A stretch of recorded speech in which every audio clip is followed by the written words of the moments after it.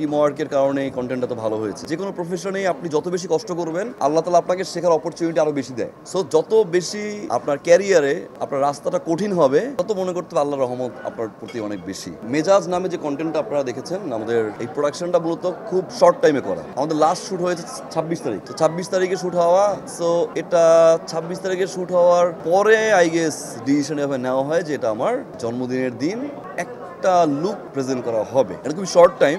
Short টাইমে আমি জানি না আপনাদের কেমন লেগেছে, বাট আপনাদের কাছে কেমন লেগেছে? ভালো লেগেছে?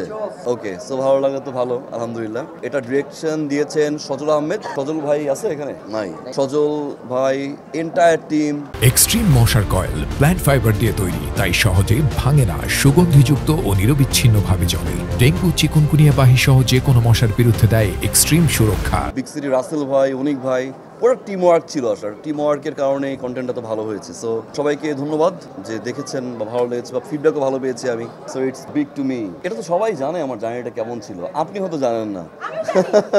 আমার জার্নিটা আসলে ডেফিনেটলি অনেক কষ্টের ছিল এবং এটার জন্য আমি আলহামদুলিল্লাহ। আমি মনে করি যে কোনো একটা আর্টিস্ট যখন, শুধুমাত্র একজন আর্টিস্ট না, যে কোনো প্রফেশনেই আপনি যত বেশি কষ্ট করবেন, আল্লাহ তাআলা আপনাকে শেখার অপরচুনিটি আরো বেশি দেয়। আপনি খুব ইজিলি যদি সবকিছু পেয়ে যান, তাহলে আপনি চেয়ারটার মূল্য বুঝবেন না। সো যত বেশি লাইফে আপনার ক্যারিয়ারে আপনার রাস্তাটা কঠিন হবে, তত মনে করতে হবে আল্লাহর রহমত আপনার প্রতি অনেক বেশি। সিনেমায় কবে সিনেমার শিল্পীটা নিতে পারবে? যখন সিনেমা করবো সেটা আল্লাহ জানে।